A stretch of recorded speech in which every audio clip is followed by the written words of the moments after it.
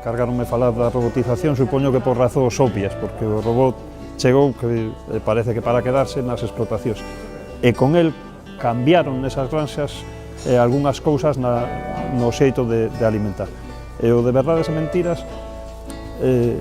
pusemos ese título porque parecía que hai en torno aos robós en general, que son máquinas as que se desencargan tarefas que antes facían as persoas, medos e mitos que non son de todo reales. Por exemplo, cas amamantadoras, ca forma de alimentar co robot, parece que se hai un fracaso no robot sempre ten culpa a alimentación, non sempre é así.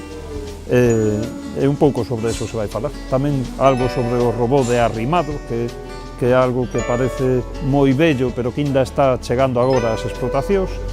E sobre eses tres robós vou falar.